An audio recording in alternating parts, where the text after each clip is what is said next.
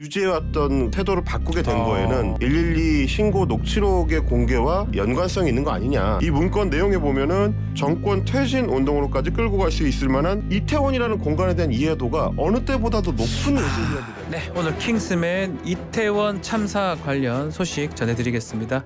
임경빈 작가 함께합니다. 안녕하십니까? 안녕하십니까? 자, 먼저 인명 피해 상황 좀 짚어봐야 될 것 같습니다.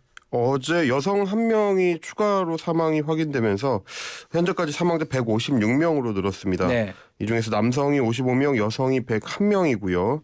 20대 사망자가 가장 많습니다. 104명이고 30대 31명, 10대 12명, 40대 8명, 50대 1명이 확인됐습니다. 외국인 사망자는 현재까지 26명입니다. 네. 지금 희생자들 발인도 있었네요. 그렇습니다. 어제부터 이제 좀 빈소가 먼저 마련됐던 고인들부터 발인이 네. 이루어지고 있는데요. 아마 오늘까지 대부분의 발인이 마무리될 걸로 지금 예상이 되고 있습니다. 토요일까지 애도 기간은 이어지지만 아마도 오늘 빈소를 마련했던 그 고인들 같은 경우는 대부분 발인이 끝날 걸로 보입니다. 조문 행렬이 이어지고 있는데 20대 젊은 층이 많다고 하는데 이거 어떻게 해석을 해야 됩니까? 그러니까 워낙에 또 이번에 이제 20대 사망자의 숫자가 가장 좀 비중이 크기도 하지만 네. 이 이태원 할로윈 축제라는 행사 자체가 20대들이 1년 중에 이제 가장 뭐 손꼽아 기다리는 어떤 놀이 문화 중에 하나였기 때문에 그만큼 또 이제 본인들도 깊은 공감을 갖고 있는 게 아닌가 싶은 생각이 그렇죠. 우선 들고요.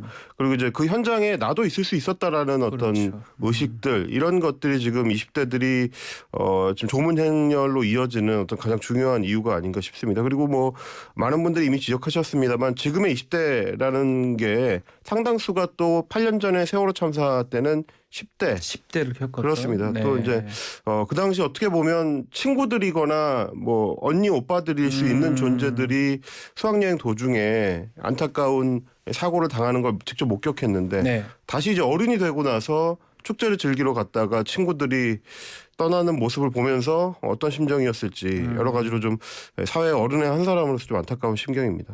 커뮤니티 반응은 어떻습니까? 지금 이제 비슷한 문제의식들을 공유를 하고 있는데요. 이전까지 이제 어제 그제까지만 하더라도 네. 대체로는 슬픔이 주를 이루고 있었다면 애도의 그렇습니다. 포인트였다면 네. 어제 이제 112 신고 녹취록이 공개되는 시기를 전후해서는 이 분위기가 좀 다소 정부 당국을 향한 분노의 방향으로 좀 바뀌는 그런 변화가 좀 감지되고 있습니다. 알겠습니다. 자, YTN 라디오는 이태원 참사 희생자들의 명복을 빌겠습니다. 자, 이번 참사 관련해서 이상민 행정안전부 장관하고 오세훈 서울시장이 결국 고개를 숙였습니다. 이야기 먼저 들어보겠습니다. 국민 안전을 책임지는 주무부처 장관으로서 이 자리를 빌려 국민 여러분께 심심한 사과의 말씀을 드립니다. 슬픔에 빠져 있는 국민의 마음을 미처 세심하게 살피지 못했습니다.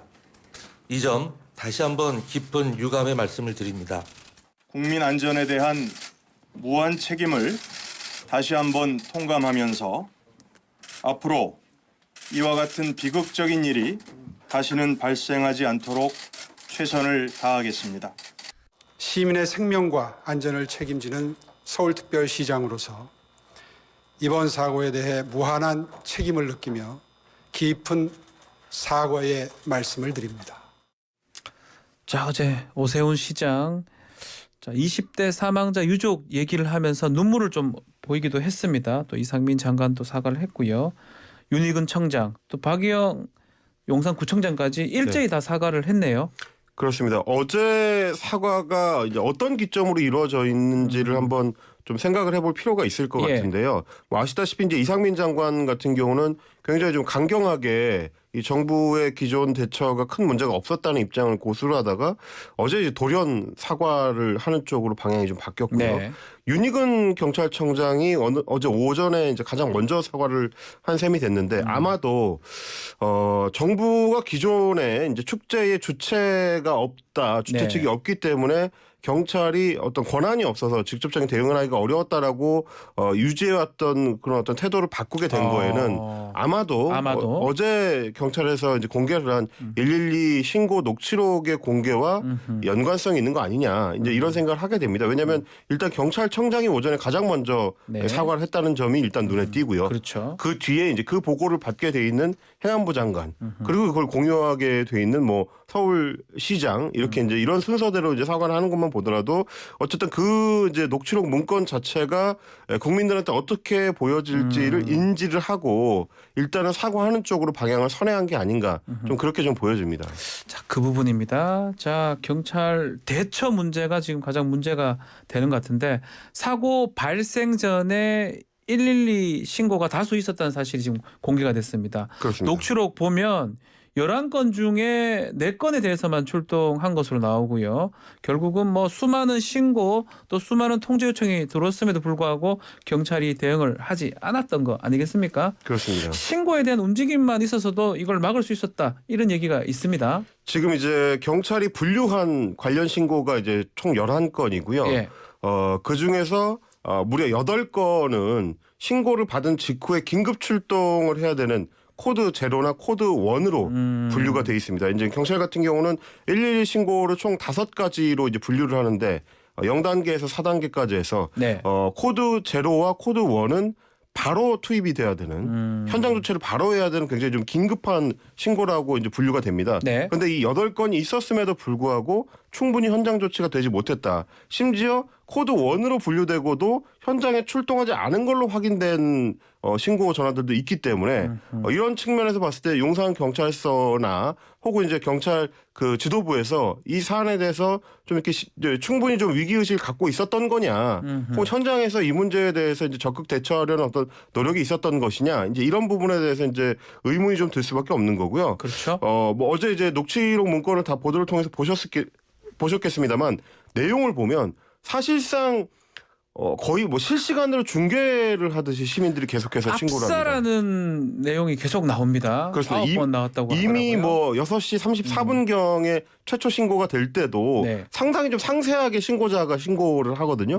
그 조치를 요구하는 방식도 굉장히 좀 상세하게 되어 있습니다. 뭐 일방통행 얘기도 하는 것 같고요. 그렇습니다. 일방통행을 해야 되고 경찰력이 투입해서 통제할 필요가 있고 지금 바로 보내줘야 되고 사람들이 끼어 있다. 이제 이런 얘기들이 이제 나오기 시작하고요. 8시 저녁 8시를 넘어서면서부터는 말씀하신 것처럼 이제 압사라는 단어가 직접적으로 표현되는 신고 전화들이 많이 나오고요. 예. 사람이 넘어졌다거나 사람이 깔렸다거나 이제 이런 식의 표현들도 신고 전화 내에 이미 있었습니다. 이제 그럼에도 불구하고 현장 조치가 충분하지 못했다. 특히 뭐 이제 법률가시니까 잘 아시겠습니다만 단순히 뭐 파출소에서 출동하거나 경찰서에서 출동하거나 이런 차원의 문제가 아니라 이런 어떤 집회나 시위처럼 좀 대규모의 군중이 운집할 때 이 사안에 대해서 다루는데 좀 익숙한 전문 집단들, 예를 들면 경찰 기동대 기동대가 같은 경우. 신속하게 네. 투입이 됐어야 상황을 정리하는 데 있어서 도움이 됐을 텐데 과연 이 신고 전화들이 어느 정도로 위급하게 경찰 내부에서 판단이 돼서 상급자들한테 이제 보고가 됐는지. 네. 그렇게 됐을 때 뭐 저 서울시 전역에 이제 흩어져 있던 기동대들 그 중에서도 집회에 투입됐다가 이미 집회 상황이 종료된 경우들도 많이 있었거든요. 그렇죠. 그 기동대들이 왜 이동 배치되지 않았는지 이런 것들에 대해서는 좀 진지하게 이번에 뭐 감찰을 경찰이 시작한다고 합니다만 수사라든지 감찰을 통해서 좀 빨리 분명하게 좀 밝혀줘야 될 찾아봐야 것 같습니다. 되겠죠. 자, 이러자 야당 같은 경우도 특히 이상민 장관 지금 사퇴 촉구하면서 책임 추궁을 예고하기도 했는데 앞서 민주당이 수습하겠다 또 위로하겠다라고 하다가 어제부터 좀 방향이 바뀐 것 같아요. 이재명 대표가 얘기를 하면서 결국은 이제는 좀 책임 추궁하는 그쪽으로 지금 가는 건가요? 어제 이재명 대표가 이제 의원총회에서 이렇게 얘기를 했습니다. 정부의 수습 노력에 최선의 협조를 다하겠다고 충분한 시간을 드리고 있음에도 불구하고 우리 정부 당국자들은 대통령부터 총리, 장관, 구청장, 시장까지 우리는 책임이 없다라는 말이 전부였다. 그러니까 이건 이제 오전에 의원총회가 있었기 때문에 이제 사과가 사과하기 이제 전에 지금 전에 말하는 이제 얘기입니다. 거죠. 예. 그리고 이제 이재명 대표가 이어서 지금부터 이 사고가 왜 발생했는지 피할 수 있는 사고였는지 철저히 규명할 때가 됐다라고 선언을 했습니다. 이제 이런 발언이 나온 배경은 뭐 저희가 처음에도 말씀을 드렸지만 어제부터 발인이 본격적으로 시작이 됐고요. 네. 아마도 오늘이면 발인이 대부분 끝날 걸로 보이는데 완료가 될 수 있으니까. 그렇습니다. 그렇게 예. 되면 이제 야당에서 계속 잡고 있었던 기조는 일단은 희생자들을 이제 애도하고 충분히 추모할 수 있는 시간을 국민들한테 드리는 게 중요하기 때문에 정쟁하는 모습을 보이지 않겠다. 이제 이런 기조를 유지를 했었습니다만은 발인이 끝났기 때문에 네. 이제는 이제 추도의 시간이 아니고 진실 규명의 시간이다. 진실 규명의 이제 시간이다. 이렇게 좀 전환을 할 수 있는 걸로 이제 보입니다. 그러니까 그만큼 어제 같은 경우만 하더라도 행정안전부가 이제 현안 보고를 할 때 원래 같으면 야당 의원들의 이제 추궁하는 질의가 이어졌을 텐데 질의가 있어야 되는데 질의가 없었어요. 보고만 받도록 했었어요. 그렇습니다. 여당에서 이제 질의를 하게 되면 현안 보고를 미루겠다라고 이제 얘기를 했어요. 이제 민주당에서 그걸 이제 받아들였거든요. 네. 아마도 어제까지는 충분히 정부의 시간을 줌으로써 이제 명분을 충분히 확보를 하고 정부의 어떤 방침에 이렇게까지 최대한 협조를 했는데도 불구하고 어떤 제대로 된 진실 규명이 아직까지 안 되고 있다. 이 명분을 기반으로 해서 이제 아마도 오늘부터 본격적인 검증을 민주당이 시작을 하지 않을까 좀 그렇게 보입니다. 어제 국회 행안인데요. 지금 말한 것처럼 별도 질의 없이 보고만 받기로 했었는데 용해인 기본소득당 의원은 회의 시작한 이후에 퇴장을 했던 것 같아요. 무슨 일이 있었습니까? 뭐 말씀드렸던 것처럼 네. 이제 현안 보고라는 게 원래는 보고를 받고 나서 이제 국회의원들이 이제 해당 기관장한테 질의도 하고 추궁도 하고 이제 이렇게 가는 건데 네. 어제 같은 경우는 이제 국민의힘 쪽에서 일단은 지금 정부가 수습에 집중할 수 있도록 질의는 나중에 다른 기회에 다음 기회에 이제 받기로 하자라고 해서 이제 그걸 민주당이 받아들인 건데 용해인 의원이 설명한 바에 따르면 이렇더라고. 이제 이게 이제 본인한테는 사전에 협의가 안 됐고. 본인은 몰랐다는 거죠. 용해인 의원은. 그렇습니다. 언론을 통해서 이제 이걸 알게 됐다는 거예요. 아마도 또 본인도 뭐 단독 의원이다 보니까 그럴 수도 있겠네요. 뭐 그럴 수도 있습니다. 예. 이제 그러다 보니까 이제 아마 여야라고 했을 때 민주당하고 국민의힘만 협의가 됐기 때문에 그 부분에 대해서 문제 제기가 하는 게 있었던 것 같고요. 아하. 그리고 이런 얘기를 했습니다. 책임 있는 추모를 해야 된다면은 원인과 대책이 같이 논의가 돼야 되는데 지금 질의도 없이 하는 회의가 무슨 의미가 있는지 모르겠다. 네. 언론에 나온 내용을 다시 우리가 리뷰하는 회의를 해가지고 이게 무슨 의미가 있겠느냐. 어쨌든 최소한의 질의는 받아야 되는데 국민들이 관심을 갖고 있는 사안에 대해서 국회의원들이 이렇게 할 수 있느냐라고 얘기를 하면서 이제 퇴장을 했습니다. 네. 자, 이런 가운데 어제 SBS가 이 단독 보도한 내용이 좀 충격을 주고 있는데요. 이 이태원 참사 발생 이틀 지난 그 31일이죠. 지난달 31일. 그렇습니다. 경찰청이 무슨 언론 동향이라든지 여론 보도 개혁 이 관련된 정보를 수집한 문건이 공개가 됐네요. 뭐 아시다시피 이제 경찰의 그 주요 기능 중에 하나가 이제 동향 정보를 뭐 정보 파악, 이제 정보 수집하는 수집 거. 있습니다. 예. 예, 그걸 가지고 아마 이제 경찰 정보과에서 작성을 한 걸로 보이는데요. 정책 참고 자료라는 제목이었습니다. 네. 이 내부 문건인데 5가지 주제를 다루고 있는데 그 중에서도 좀 눈에 띄는 게 주요 단체 등 반발 분위기라는 이제 항목이었습니다. 네. 이 문건 내용에 보면은 일부 진보 성향 단체들은 세월호 이후의 최대 참사로 정권 퇴진 운동으로까지 끌고 갈 수 있을 만한 대형 이슈다라고 이제 파악을 하고 있다. 그러니까 진보 단체 내부에서 그리고 내부적으로 긴급 회의를 하는 등 대응 계획을 논의 중이다. 네. 이런 내용들이 이제 문건에 포함이 돼 있고요. 그리고 뭐 전국 민중행동이라는 시민단체에 대해서는 제2의 세월호 참사로 규정을 하고 정부를 압박할 계획이라. 는 점도 이제 파악을 해서 내용에 이제 집어넣어 놨습니다.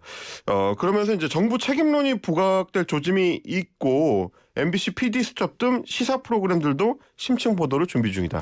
예, 이런 내용들이 이제 포함이 됐습니다. 정보 동향이 이제 보고가 됐네요. 그렇습니다. 그러다 보니까 이제 내부적으로 봤을 때는 나름의 어떤 정보 파악을 해서 이제 확보를 하겠다라는 의도가 있었을지 모르겠습니다만, 이 정책 참고 자료 그 내용 중에서는 일종의 정치적 자문을 하는 듯한 내용들이 이제 포함이 돼 있었습니다. 네. 뭐 이제 박근혜 전 대통령의 세월호 참사 당시에 이제 행보와 비교를 하면서 네. 그때는 대통령의 행적이 충분히 공유가 안 되면서 이제 문제가 됐기 때문에 이번에는 윤석열 대통령의 행적을 이제 분단위로 좀 공개를 하면서 투명성을 높일 필요가 있다. 그런 것까지 이런 있었다는 내용들이 거죠? 이제 들어가 있다 보니까 이게 지금 정치 중립을 유지해야 되는 경찰이 참사 직후에 만들어서 보고해야 될 내용이냐 이런 비판들이 나오는 겁니다. 자, 이런 가운데 어제 한덕수 총리가 외신 기자들을 상대로 긴급 기자회견을 가졌습니다. 무려 140분간 기자들의 질문이 이어졌습니다. 그렇습니다. 어제 2시간 정도를 예정을 했었는데 네. 한덕수 총리가 이제 자발적으로 시간을 늘려가지고 더 하자라고 이야기할 만큼 굉장히 좀 그 적극적으로 이제 임했는데요.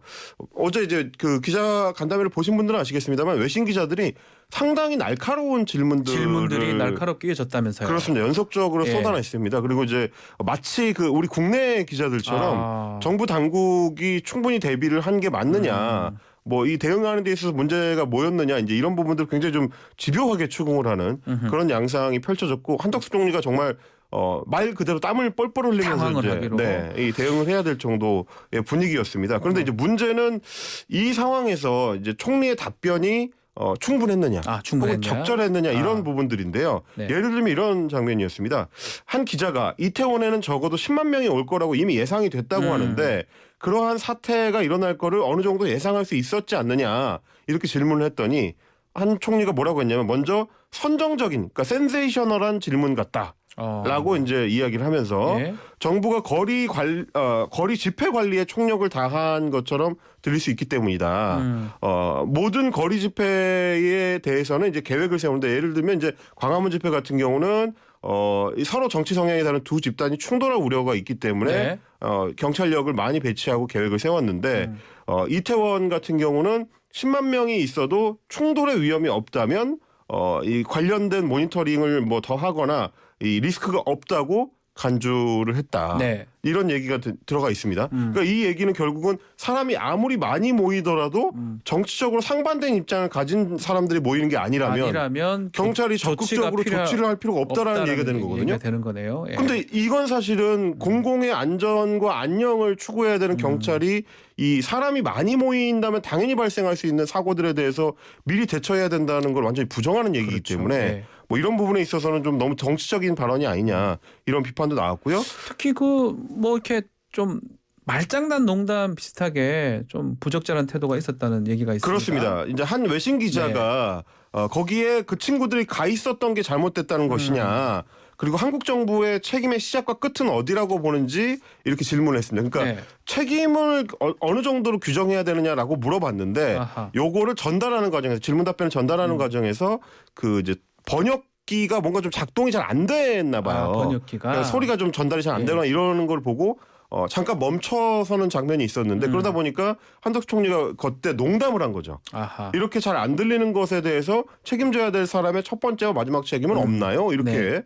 그러니까 사실은 그 자리에서는 아무도 웃지 않았습니다만 이게 잠깐의 어떤 위트라고 본인은 생각했을지 네. 모르겠어요. 그런데 기자의 질문은 정부의 책임의 시작과 끝이 어디냐라는 거였는데 지금 이 번역이 잘 안 되는 상황이 통번역이 잘 안 되는 상황이 책임을 져야 되는 건 어디냐. 네. 마치 이 상황을 장난스럽게 보는 듯한. 그래 보일 수 있겠네요. 그렇습니다. 그 문제가 많은 됐네요. 외신 기자들이 예. 있는 상황에서 대한민국의 총리가 지금 현재 일어난 일에 대한 정부 책임에 대해서 너무 가볍게 보고 있는 거 아니냐. 이제 이런 어떤 인식을 줄 수 있는 네. 그리고 지켜보는 시민들도 그렇게 오해할 수 있는 대목이었다. 좀 신중하지 못한 처신이 아니었느냐. 좀 이런 생각이 좀 들었습니다. 자, 지금 말씀하신 것처럼 외신들이 많은 관심을 가지고 있습니다. 이 외신들은 어디에 초점을 두고 지금 보도를 하고 있고 어떤 부분을 더 많이 중점적으로 취재하거나 하고 있습니까? 지금 이제 가장 집중적으로 보고 있는 거는 역시 정부가 정부의 왜 대응, 대책. 충분한 예. 준비를 하지 않았느냐라는 대목입니다. 네. 뭐 우리 언론 매체들도 많이 지적을 하고 있습니다만은 뭐 사우스 차이나 모닝 포스트 같은 이제 홍콩 매체들 같은 경우도 사태 이후에 정부가 충분히 사과하지 않고 공식적인 사과를 하지 않았다. 이제 어제 그 사과가 있기 전입니다만 그렇죠. 그 전이니까. 그런 부분들을 좀 예. 지적하기도 하고요. 뭐 제가 이제 말씀드릴 수 있는 부분들은 지금 한국에 들어와 있는 외신 특파원들의 상당수가 네. 국내 생활 경험이 있는 사람들입니다. 살던 사람들이라는 그렇습니다. 거죠. 한국이 그만큼 이제 위상이 높아졌기 때문에 우리 유학생 출신이거나 뭐 최소한 어학연수로 왔었다거나 혹은 특파원 생활을 오래 했거나 이런 분들이다 보니까 그 특징이 뭐냐면 이태원이라는 공간에 대한 이해도가 어느 때보다도 높은 외신 기자들이라는 거예요. 우리만 아는 게 아니고 그 외신 기자들도 이태원에 대해서 그렇습니다. 잘 알고 있다는 거네요. 어떻게 보면 본인이 젊었을 때 그 거리에서 클럽에도 가보고 거기서 음식도 먹어보고 그렇게 이제 추억을 공유하는 공간일 수가 있기 때문에 네. 굉장히 날카로운 질문들이 들어갈 수 있는 것도 그만큼 좀 이해도가 높고 공감도가 높기 때문이다. 그런데 어제 한덕수 총리의 그런 어떤 답변 태도나 이런 것들이 네. 그 외신 기자들의 성향에 대한 어떤 분명한 인식을 가지고 있는 것인지 우리 정부가 그거에 대해서 충분히 좀 인지를 한 상태에서 지금 외신 대응을 하고 있는 것인지 이런 것들이 좀 의심스러울 정도의 어제 좀 실망스러운 대응이 아니었나 좀 이렇게 저는 보여집니다. 알겠습니다. 자, 오늘 킹스맨 여기서 마무리를 하겠습니다. 임경빈 작가님 감사합니다. 고맙습니다. 1부 마치겠습니다.